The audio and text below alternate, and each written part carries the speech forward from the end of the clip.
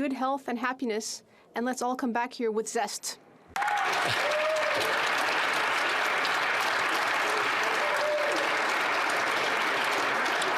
Oral questions. Question orale, the Honourable Leader of the Opposition.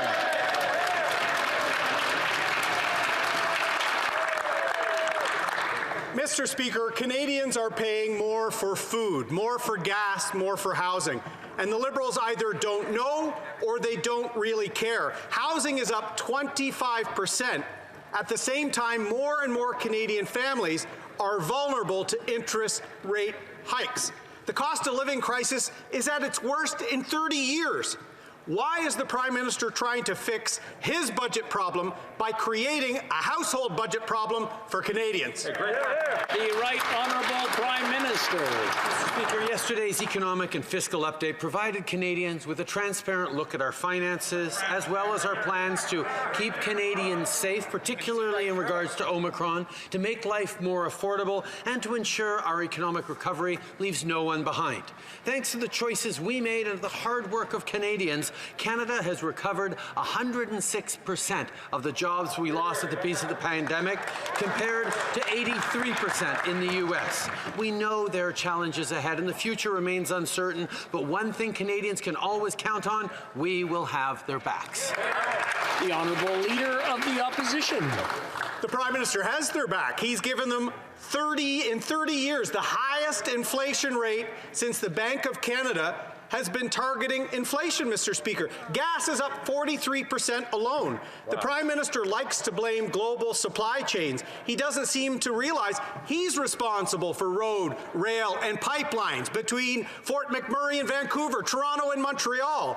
At least he would be responsible, Mr. Speaker, if he could ever get a pipeline built in this country. How much longer is the Prime Minister going to ignore the cost of living crisis hitting Canadian families? Right Honourable Prime Minister. Mr. Speaker, this global pandemic has been tough on individuals, but it's also been tough on economies. That's why it's led to global inflation, and that's why we will continue to keep our promise of having people's backs. That's what we indicated in the economic and fiscal update yesterday. That's what we're doing by moving forward on historic supports for Canadians, whether it's through tackling the housing crisis, moving forward on historic childcare agreements with 9 provinces and 3 territories, or whether we're continuing to move forward in supporting Canadians in their day-to-day lives. We will be there for Canadians. That's what yesterday's fiscal update showed. The Honourable Leader of the Opposition. Mr. Speaker, the family grocery bill is going to be $1,000 higher next year for Canadian families, for seniors on fixed income. The Prime Minister has their back. He's failing them. And if they want to dine out, Mr. Speaker, it's just as bad. Even that great Newfoundland institution, Mary Brown's, is raising the price of the Big Mary Monday by 25% because of rising food costs. How many Canadian families will have to pick between heating and eating this winter because the Prime Minister doesn't think about monetary policy? The Right Honourable Prime Minister. Mr. Speaker, from the beginning of this pandemic, we have been focused on supporting Canadians. Even as Conservatives kept saying we were spending too much to support families, too much to support small businesses, too much to support Canadians through this health crisis, we knew that the smart thing to do to help fight this health crisis was to support Canadians, but it's also the smart thing to do to support our economy. By investing upfront in making sure Canadians could make it through, we've come back stronger and better than before. There are many challenges. We're going to continue to stand up for the rising cost of living and support Canadians, but we will be there for them. Honourable Leader of the Opposition.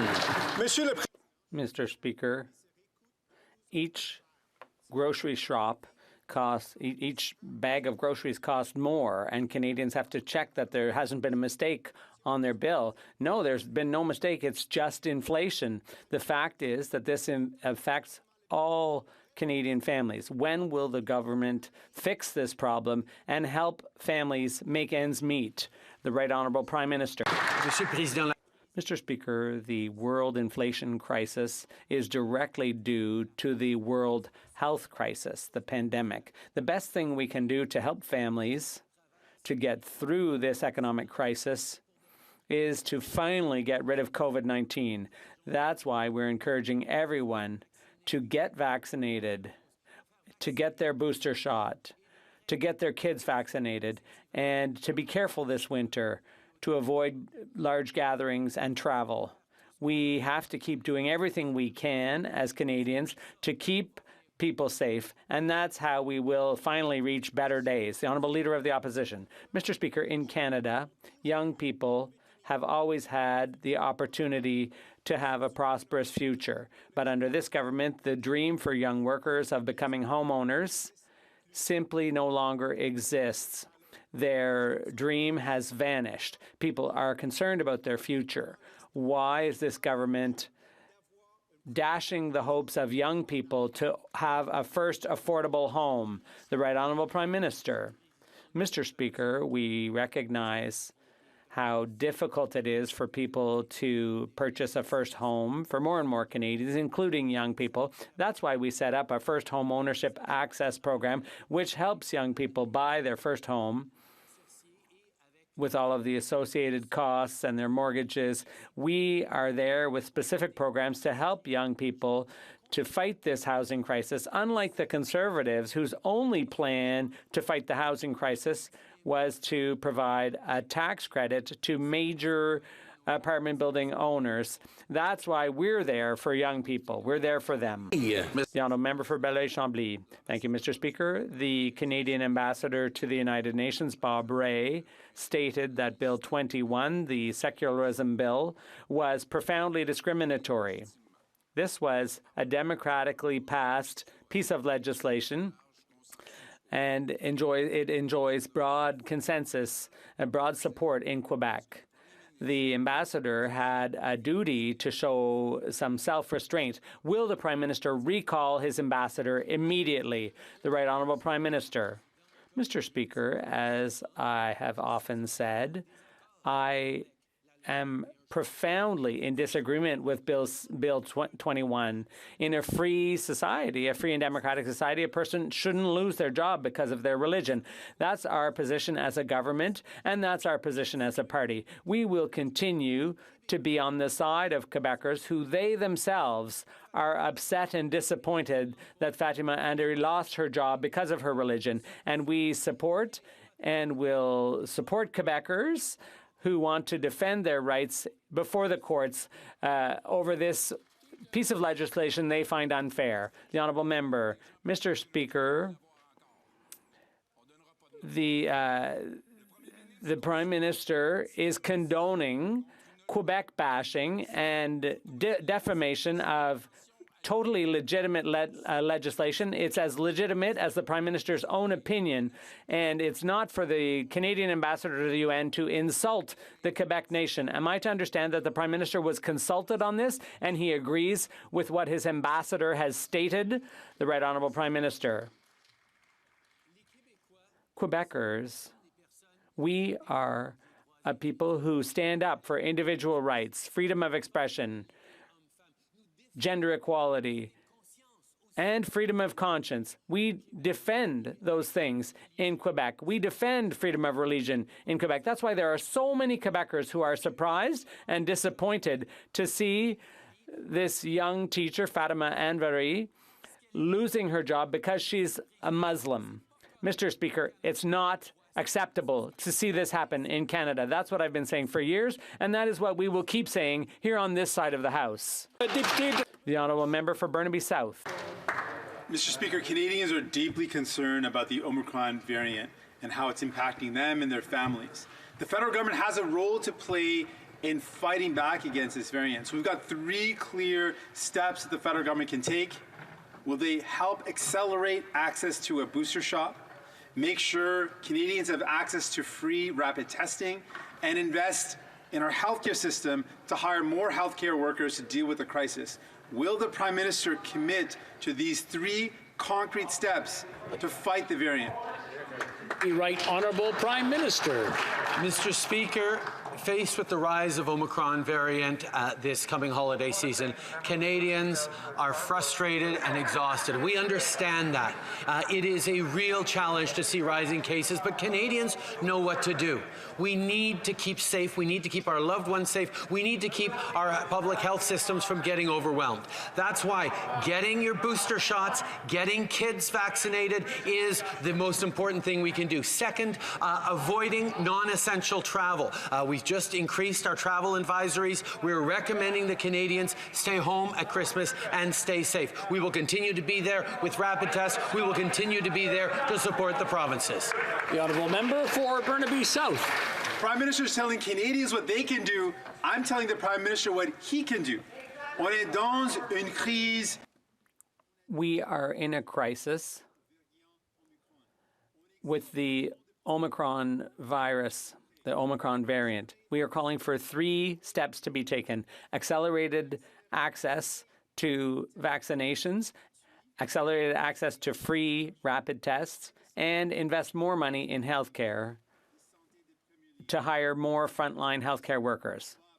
Will the Prime Minister take those steps to help people and confront this variant? The Right Honourable Prime Minister. Mr. Speaker, we're already doing those 3 things that the Leader of the NDP has mentioned. And as a matter of fact, with the holidays approaching, we all have to do everything we can to stay safe.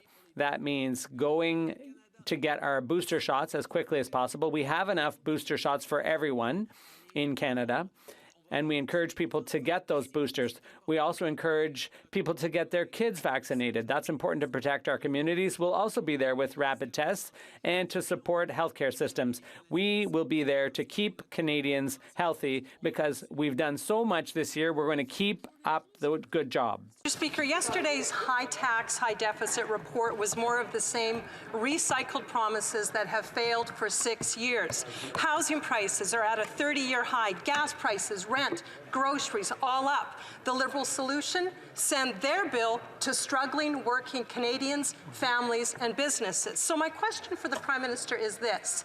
Has he ever struggled to pay a bill, maybe a rent bill, a credit card bill, a grocery bill? Can he relate in any way to what everyday Canadians are going through right now? Right Honourable Prime Minister. Mr. Speaker, the very first thing our government did back in 2015 was to raise taxes on the wealthiest 1% and lower them on the middle class, a measure Conservatives voted against. We have continued to be there for Canadians every step of the way, including with historic investments in housing, including with measures that are fighting this Omicron variant and the current pandemic.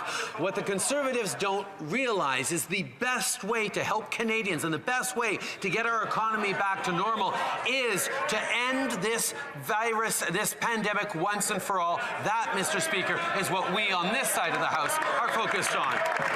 The member for Portage-Lisker.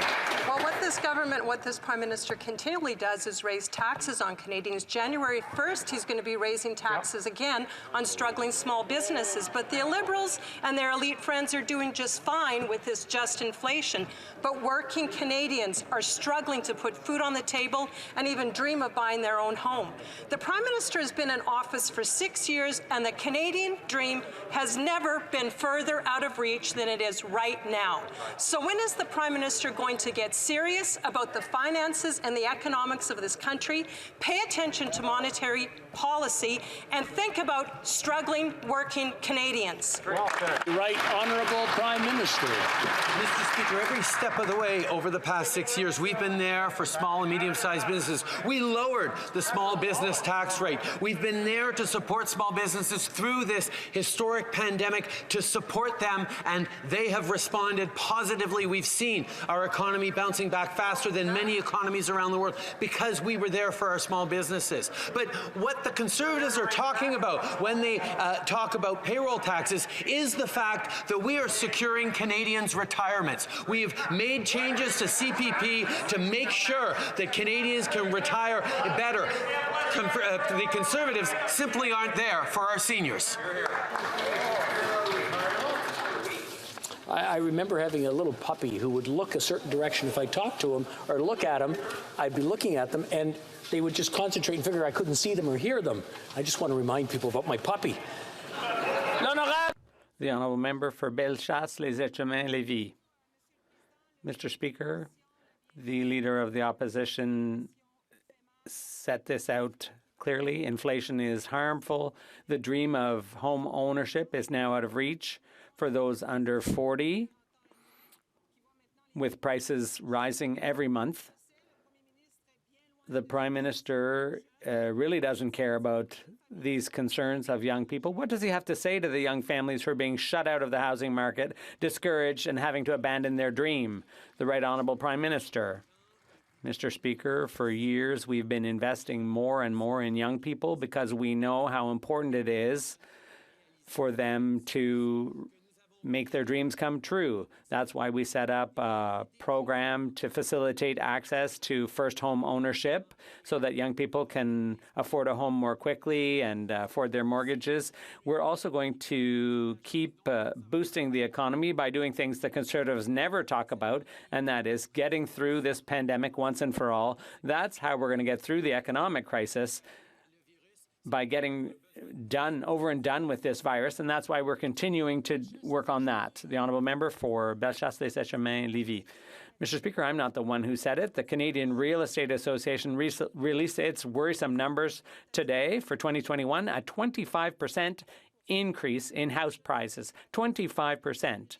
How can a young middle-class family hope to become homeowners when the average price of a house in Canada is now $720,000? In Quebec, it's $445,000. The Prime Minister keeps saying this is a global problem, but it's affecting young people here and now. What's he going to do to fix the problem? What does he have to say to them in concrete terms? The Right Honourable Prime Minister. Mr. Speaker, we presented an ambitious platform for housing to help young people and the less young access property here in Canada, with thousands of dollars for construction for the municipalities, to help owners, to reduce costs associated with transactions. We have a concrete plan, but unfortunately the Conservatives only had one plan, and that was to give a tax credit to owners selling their property. That's not what's going to help young people referred to by the member. We are the ones who are there for young people.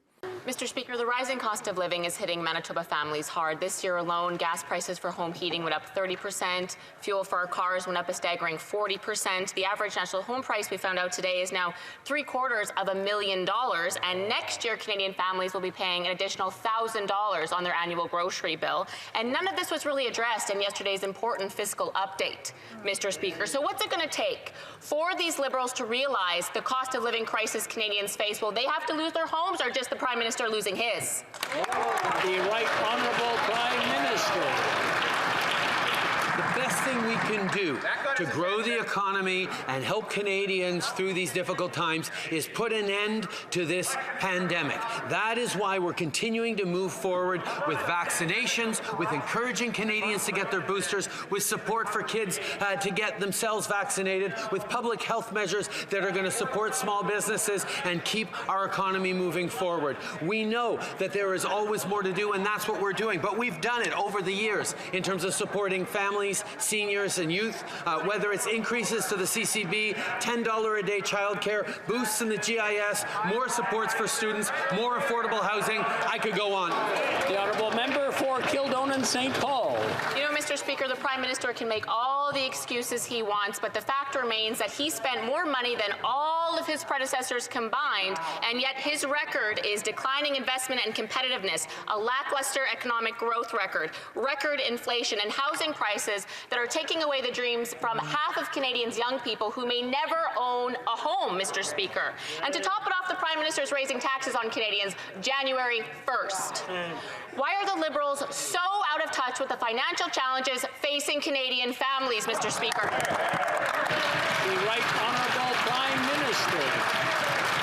Mr. Speaker, the first thing we did was raise taxes on the wealthiest 1% so we could lower them for the middle class, and Conservative politicians voted against that, Mr. Speaker. Throughout this pandemic, we had Canadians' backs with historic supports for families, for seniors, for... I'm going to interrupt the Right Honourable Prime Minister. I'm having a hard time hearing his answer. I'm not sure what's going on. It started off really well, but I don't know. And again, people staring one way and thinking I can't hear them. The Right Honourable Prime Minister, maybe take it from the top so we can hear the full answer. Thank you, Mr. Speaker.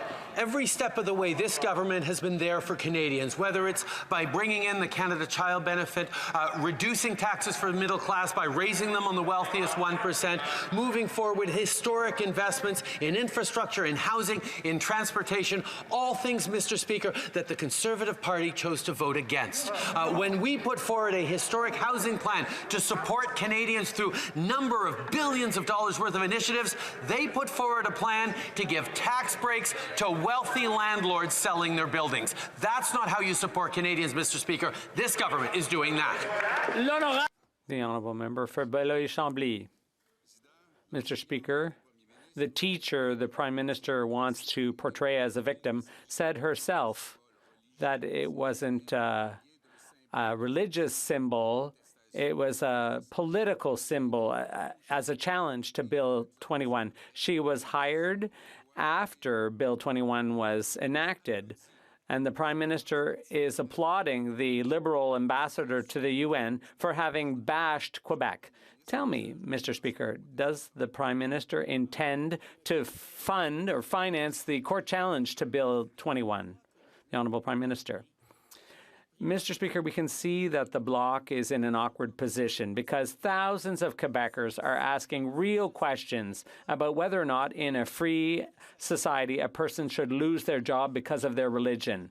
So the Bloc has to do what they always do, and that is to try to make this a federal-provincial squabble and to attack the government in Ottawa, instead of listening to Quebecers who have real concerns about freedom of expression and freedom of conscience, and the freedom to practice one's religion in a free society. I know Quebecers are asking themselves these questions. Why isn't the Bloc? The Honourable Member. Mr. Speaker, tell me why I'm tempted to propose to the Prime Minister that he hold a referendum in Quebec. Does he have the courage, after all this, not to challenge Bill 21? Does he not have the courage to challenge Bill 21 in Quebec? Is he afraid of Quebec public opinion, which is largely in favor of Quebec secularism? The Right Honourable Prime Minister.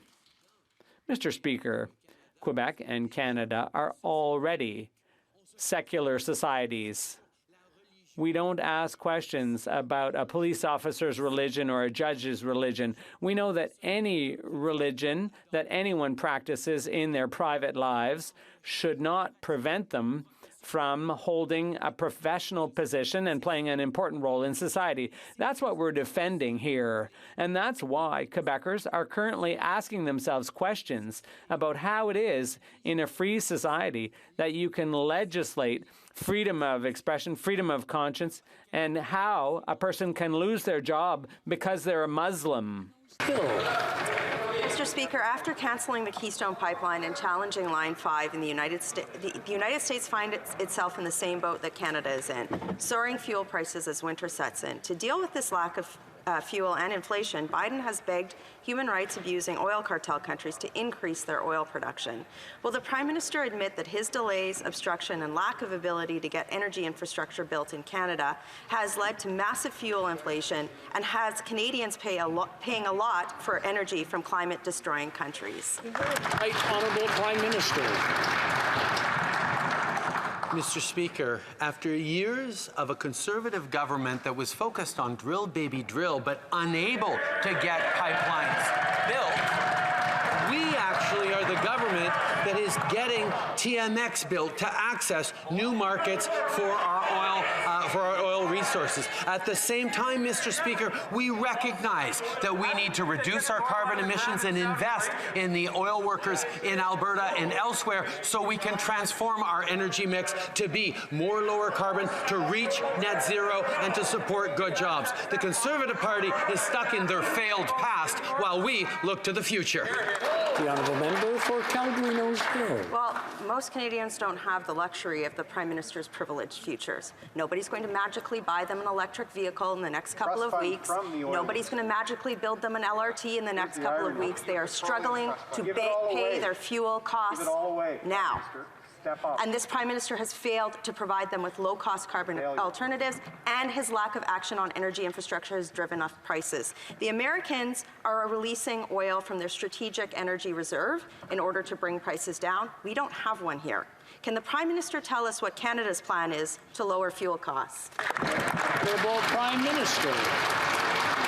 Mr. Speaker, our plan from the beginning of this pandemic has been to have Canadians' backs now and into the future. And that's exactly what we're doing, not only by supporting them now with initiatives that are making life more affordable, but as well as recognizing that the direction our world is going in is towards lower carbon emissions, and therefore our investments in clean technology, our investments in renewables, our investment in fighting climate change is what's going to guarantee a better present and future for all Canadians.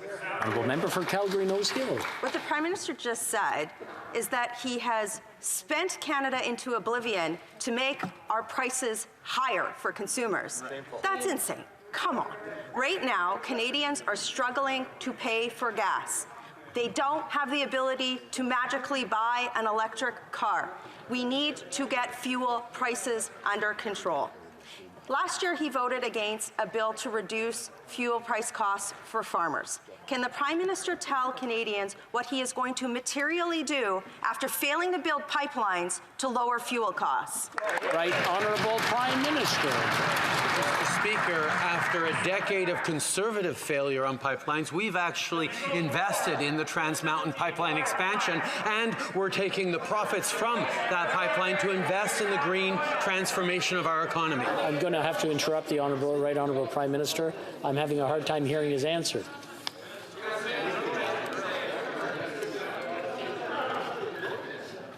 Right Honourable Prime Minister. It is unbelievable to hear the Conservatives continuing to double down in their anti-climate change agenda, their oil and gas lobbying efforts to try and hold Canadians in the past instead of recognizing that supporting them right now with a price on pollution that puts more money in the pockets of Canadians than before and moves forward into the future is the right. The honourable member for Calgary Nose Hill. Somebody in Papineau who's struggling to pay for a tank of gas is not an oil and gas lobbyist. It's one of his constituents. And he owes it to them to not only provide low-carbon alternatives that he's failed to provide, but also to reduce their fuel costs. He's failed on all these fronts. He's failed to buy energy infrastructure. He's perfectly fine to have that tank of gas come in from Saudi Arabia, where women aren't seen as people.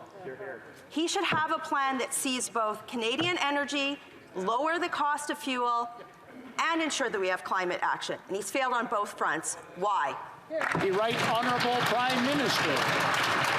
Speaker, what the Conservatives continue to fail to understand is you don't have a plan for the future of our economy if you don't have a plan for the future of our environment to fight climate change. And that is exactly what we have led on, including with a price on pollution that returns more money to the average Canadian family than the price costs them in a given year. On top of that, we're moving forward with real supports for families and for communities as we challenge the rising price of goods. That is what we're continuing to do. And as we finish with this pandemic for good, we need to keep focused on the things that matter for Canadians. The honourable member for Burnaby South. Mr. Speaker, there is a housing crisis. The cost of housing has increased by almost 26% over a year. It's impossible to find affordable housing. Despite all that, The Prime Minister has done nothing in the economic update to resolve the crisis. Here's my question. Why is the Prime Minister refusing to deal with the housing crisis? The Right Honourable Prime Minister.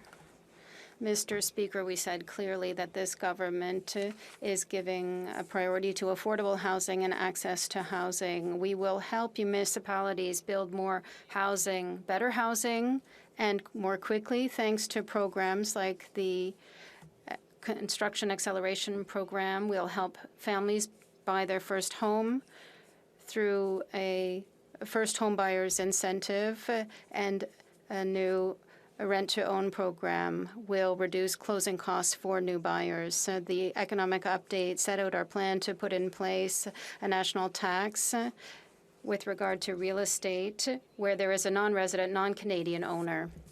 The Honourable Member for Burnaby South. Well, here's the thing. Those are great measures, but the Prime Minister had an opportunity to put them in place, to put them forward. Not only are Canadians dealing with the Omicron variant, they're dealing with inflation that's driving up the cost of living. They're dealing with a housing crisis which makes it impossible to find a home they can afford. The Prime Minister promised to take some actions. We're saying take those actions. So will the Prime Minister fulfill his own promises to ban blind bidding? Will the Prime Minister put a tax on foreign buyers? And will the Prime Minister finally put a tax on property flippers? And why didn't he already? Right Honourable Prime Minister. Mr. Speaker, yesterday's update includes our plan to implement a national tax on non-resident, non-Canadian owned residential real estate in Canada. We are moving forward on our commitments, including helping families buy their first home sooner with a more flexible first-time home buyers incentive, a new rent-to-own program, and by reducing closing costs. We're helping municipalities build more and better homes faster with programs like the Housing Accelerator Funds. We are continuing to support Canadians because we promised to have their backs, and that's exactly what we're doing. The Honourable Member for Malpeque. Thank you, Mr. Speaker. Mr. Speaker, my riding of Malpeque is home to many seniors who are on fixed incomes and who are concerned about their economic security in these uncertain times. Unfortunately, many low-income seniors who rely on guaranteed income supplements saw their benefits roll back if they collected the Canada Emergency Response Benefit. Seniors I have spoken to now understand this was an unintended effect of the unprecedented urgent support programs that government rolled out. But I'm hoping the Prime Minister will be able to update the House and seniors in my riding on how we plan to address this issue and ensure that seniors have the support they need moving forward. Thank you, Mr. Speaker. Honourable Prime Minister. Mr. Speaker, I want to thank the member from Malpeque for his question and his hard work. Yesterday's economic and fiscal update demonstrated to Canadians our government's plan to finish the fight against COVID-19 and ensure our economic recovery leaves no one behind. To do exactly that, we will be investing in a one-time payment to these affected seniors to alleviate financial hardship for GIS recipients who received CERB in 2020. Mr. Speaker, we will always be there for seniors, and seniors know they can count on this Liberal government. The Honourable Member for Carleton. Asked about the $120,000 year-over-year increase in housing prices, the top economist for the Real Estate Association said, "This is the biggest gain of all time. And certainly in dollars, it is far larger than anything that has ever happened. But why? Can't blame supply chains. Land doesn't have supply chains. Can't blame COVID. Almost all the houses in Canada were built before COVID happened. In fact, the things that drive house prices, wages, immigration, and GDP, are all down. So if the underlying means with which to buy housing are all down, why is it that real estate prices are up by record amounts? Right Honourable Prime Minister. Mr. Speaker, we've been clear. Housing affordability and home ownership are priorities for this government. We will help municipalities build more and better homes faster with programs like the Housing Accelerator Fund. We'll also help families buy their first home sooner with a more flexible first-time home buyers incentive and a new rent-to-own program, and by reducing housing closing costs. Yesterday's update includes our plan to implement a national tax on non-resident, non-Canadian owned residential real estate in Canada, and we will keep being there to have Canadians' backs as they deal with the rising cost of housing. The member for Carleton. The question is, why did housing prices go up so much with wages, GDP, and immigration down, and with all of the housing supply being right here in Canada, not linked to a so-called global supply chain? What is causing this eye-popping record increase in the cost of owning a house? Well, it just so happens that prices started rising right when this government began printing $400 billion of new cash into the financial system, $200 billion of which went into increased mortgage lending, with the investor class getting the preponderance of that new money. Why did this Prime Minister give so much to the have-yachts and take from the have-nots? Well, the Right Honourable Prime Minister. Canadians deserve a safe and affordable place to call home. That's why in 2017, we moved forward with the National Housing Strategy. Since 2015, our government has supported the creation of nearly 100,000 new units, repaired over 300,000 more across all housing programs, and helped more families get the housing they need. Supporting families through programs like the Rapid Housing Initiative, the First-Time Homebuyers Incentive, and the Canada Housing Benefit are continuing to help Canadians, but those are all programs that the Conservative Party voted against. Member for Carleton. Because they all failed. The proof is in the pudding. Housing prices now are higher than ever before. $720,000 for the average house, not a fancy mansion like the Prime Minister inherited or the one taxpayers pay to house him in. An average house costs $1 million in Canada's biggest city. And this is broadening the gap between rich and poor. He can't blame the rest of the world for the problem that is happening here at home. So why exactly does Canada have the world's second biggest housing bubble? The Right Honourable Prime Minister. While Conservatives continue to focus personal attacks on me, we're going to stay focused on Canadians. We will continue to invest in housing. We will continue to be there for solutions for Canadians. Indeed, we'll take no lessons from Conservatives when it comes to housing, because the Harper government played no leadership role on housing, and their plan in the last election on housing was to give tax breaks to wealthy landlords selling their buildings. That made no sense. The Honourable Member for Carleton. No, what makes sense to him is to give cheap debt to investors to buy their buildings, because investors have doubled the amount they've been able to borrow on the cheap because of this Prime Minister's money printing. I'm sorry that the Prime Minister took my question personally, but the 30-year-olds who will be celebrating Christmas in their parents' home are taking that personally as well. They can't afford a house for themselves because this Prime Minister's policies have inflated those costs out of existence. So, simple question. Does Canada have a housing bubble, or is it just inflation? The Right Honourable Prime Minister. Mr. Speaker, young people in Canada, indeed all Canadians, have faced real challenges over these past 19 months with the COVID pandemic, with extra pressures on so many different things. And that's why, as a government, we chose to be there for them. We chose to invest in young Canadians, invest in seniors, invest in workers, support small businesses, things that the Conservative Party continues to say we shouldn't have done, that we invested too much, that we spent too much in supporting Canadians through this pandemic. Well, the fact is, not only was it right to support Canadians through this health crisis, it was the right thing to do to make sure our economy comes back as strong as possible, as it is.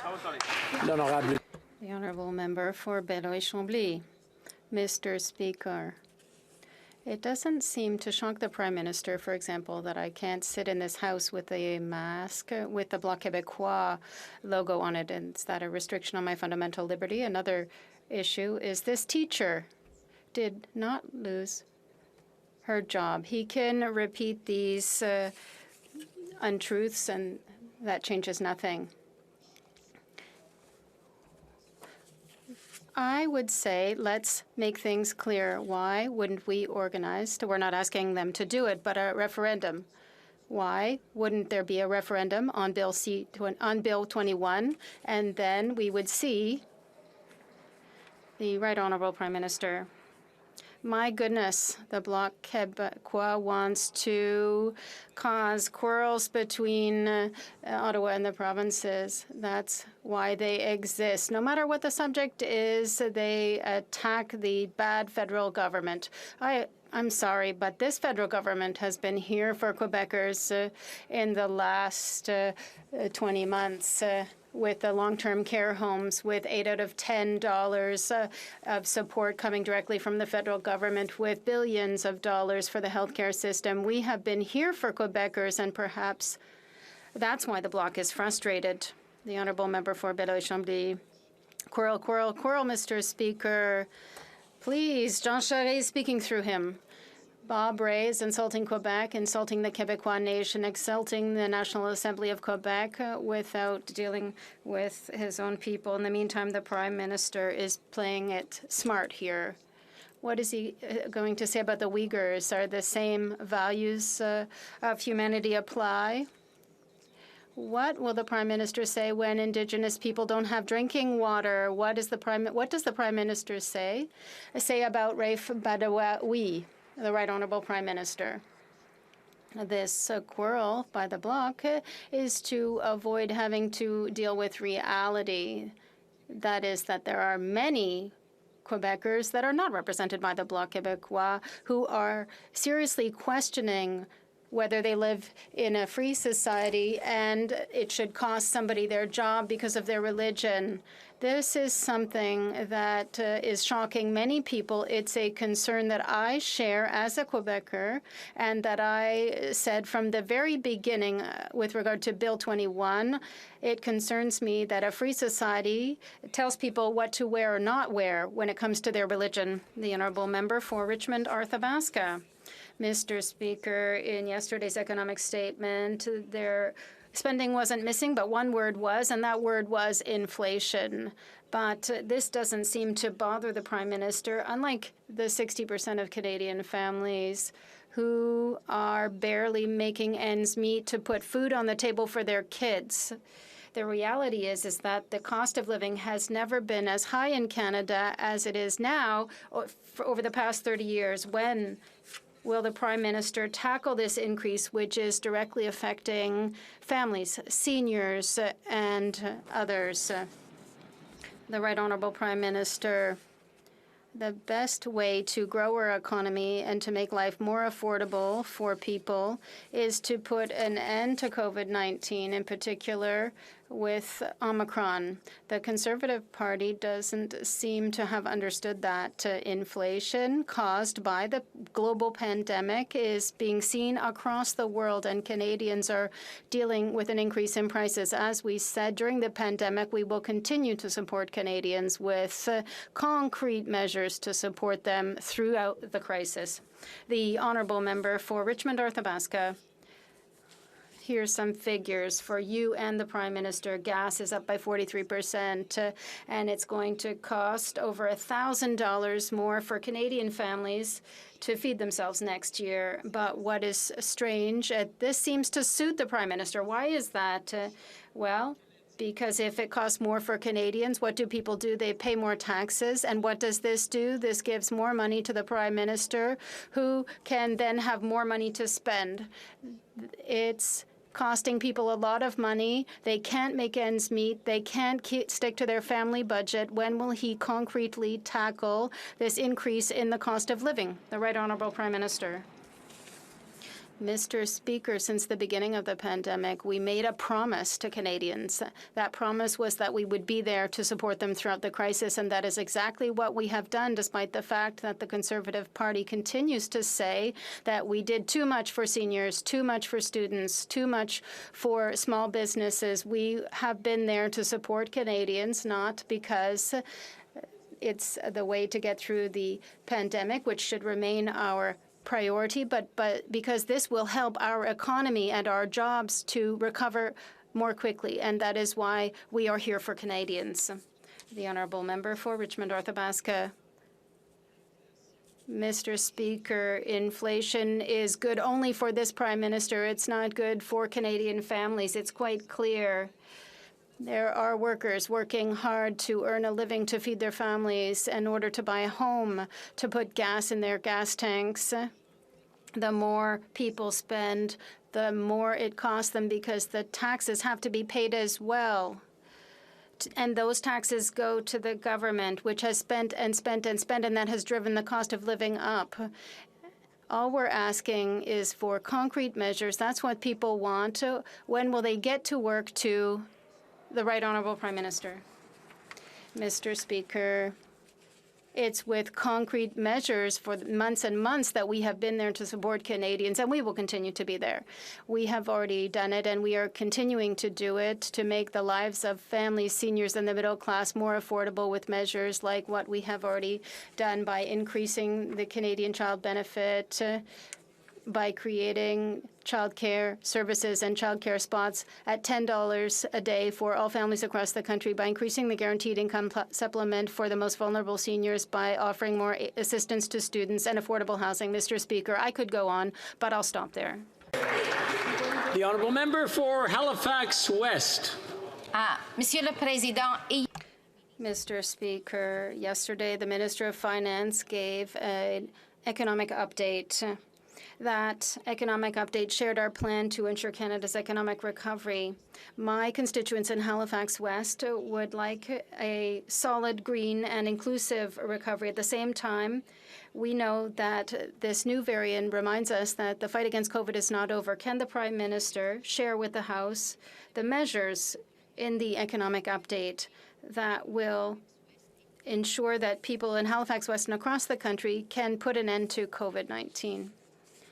The Right Honourable Prime Minister, I thank the member for Halifax West for that question and for her hard work. The best way to ensure a strong economic recovery for all Canadians is to put an end to COVID-19. Our economic update proposes a plan to ensure that boosters and rapid tests are free for all Canadians, to support workers and businesses through support programs such as the local lockdown program, and by spending $2 billion to purchase therapeutics and treatments to fight COVID. We will be there for Canadians at each step of the way. The Liberal Agriculture Minister recently said, it's not like we can act a law to lower the price of food. Well, I've got a message for the Prime Minister. It's Liberal policies that have increased the price of everything, including food. And a new Liberal policy to put a cap on fertilizer use will do exactly that, increase the price of food. Not to mention, this policy will be devastating. It will bankrupt Canadian farm families who will no longer be able to feed the world, and it will increase the price of groceries.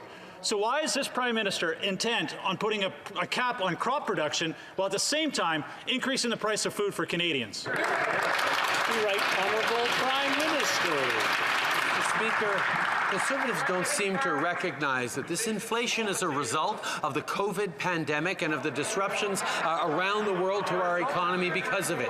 We will continue to be there to support Canadians, and the first thing we can do, and the thing we recommend so strongly to our Conservative politician friends, is to make sure people are getting vaccinated, to make sure you get out and get that third booster. I have to apologize to the Right Honourable Prime Minister. The member for Foothills asked a question. He wants to hear the answer. I just want everyone to keep quiet so that he can hear it. The Honourable Member for, the Right Honourable Prime Minister, he has about 10 seconds left. Mr. Speaker, the best way to support Canadians from one end of this country to the other, whether they're workers or farmers or teachers or young people, is to invest in ending this pandemic for good. That's what we're doing. The Honourable Member for Foothills. Canadian farm families bear the responsibility of feeding the world. It is a responsibility and a burden they carry with pride. But this Liberal policy to put a cap on fertilizer use will set farming back decades. If Canadians think the price of food at the grocery store is high now, you just wait. When Canadian farmers can't use innovative, sustainable, and environmentally friendly practices to feed Canadians, it will exacerbate the cost of living crisis. Why is this Prime Minister ignoring farmers, ignoring science? Why is he listening to eco-activists who want to make food unaffordable for Canadians? The Right Honourable Prime Minister. Mr. Speaker, we have been there for farmers and we will continue to be because they put food on our table, they support Canadians, and they are the heart of our rural communities. We've continued to be there to support them through the difficult months of this pandemic, and we have been in the past. Farmers have told me how frustrated they were by the Harper government's shutdown of the PFRA, which is why we're bringing back a Canadian water agency, why we're continuing to support them in every possible way as we move towards a lower carbon future.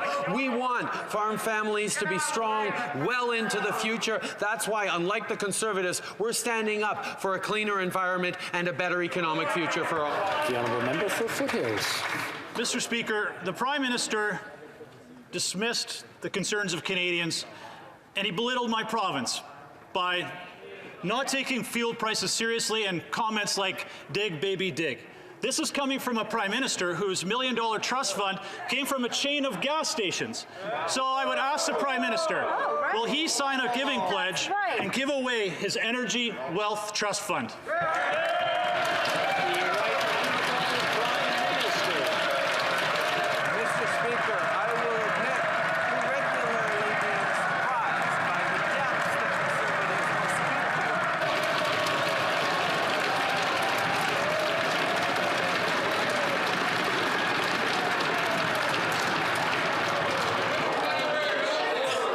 I just want to remind the honourable members in the House that we're here to debate policies, not attack people.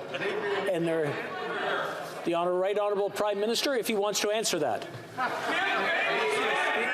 Mr. Speaker, I have to admit, it is surprising to see the extent to which, even during a global pandemic, even during a time where Canadians are faced increased costs of living, are worried about Omicron variant, these Conservatives find new ways to stoop low on personal attacks. Mr. Speaker, let them continue to focus on me. I can handle it. What we're going to focus on is being there for Canadians every step of the way. We will be there to support Canadians through the rising cost of living. We will be there to support them through this Omicron variant. We will be there to have Canadians' backs regardless of the noise produced by the Conservative Party of Canada. The honourable member for St. John Rothsay. Mr. Speaker, this pandemic has exposed what parents in my riding of St. John Rothsay have long known.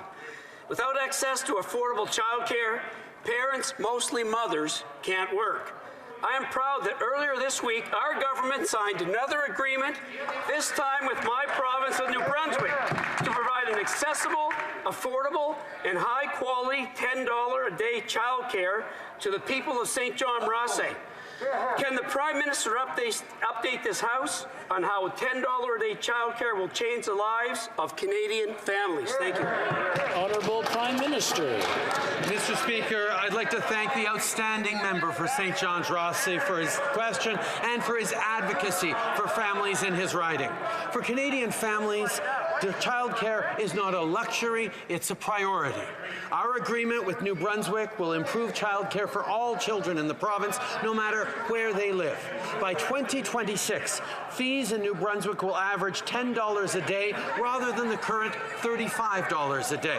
We will ensure children have the best start in life while improving access to high-quality, affordable, flexible, and inclusive early learning and childcare. I will remind the Conservative Party that are shouting at me right now that they moved against that in the last election, and we got it done for New Brunswickers. Honourable member for Burnaby South. In this very difficult time, the Liberal government has cut the help that the most vulnerable seniors in our country rely on. We have received numerous calls from seniors across this country who are telling us they cannot afford to pay for groceries. They can't afford to pay the rent and are worried they're going to lose their homes. Many of them already have. The response from the Liberal government is a vague promise for a one-time payment sometime in the future. That is not acceptable. That is not a solution. When will the Prime Minister understand how serious this is and fix it? Honourable Prime Minister. Mr. Speaker, from the very beginning, our government's priority has been to be there for the most vulnerable, including our seniors. That's why we worked hard to strengthen income security for seniors, including with increases to the GIS.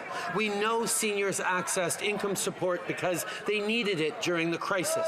Well, they shouldn't be penalized for that now. That's why we're making a major investment through a one-time payment for seniors whose benefits have been affected. We will always be there for seniors across this country. The honourable member for Kitchener Centre. Mr. Speaker, Canadians with disabilities are disproportionately living in poverty across the country. It doesn't have to be this way. Last summer's election call put a halt to Bill C-35, which would have created a Canada Disability Benefit, a guaranteed basic income for Canadians with a disability. And while I was glad to see the Liberals promise to move forward with this benefit in their most recent election platform, it wasn't in the throne speech or in yesterday's economic update. When will the government do what they said they would do, and are they willing to fast-track the design and implementation of the Canada Disability Benefit so that our neighbours living in poverty don't have to struggle through another 3 years? Right Honourable Prime Minister. Mr. Speaker, Canadians living with a disability face higher levels of poverty and marginalization than just about any other group in Canada. That's why we've committed to moving forward with a Canada Disability Benefit. We continue to work with stakeholders and community members hand in hand. We need to make sure that nothing about them happens without them. That's why we're working in partnership with them to do that, and we look forward to having the member opposite's support as we move forward on that. And I will take my remaining seconds, Mr. Speaker, to wish to everyone a very, very Merry Christmas and a Happy New Year and Happy Holidays, Mr. Speaker. The honourable member for Regina Louvain is rising on a point of order. Thank you very much, Mr. Speaker.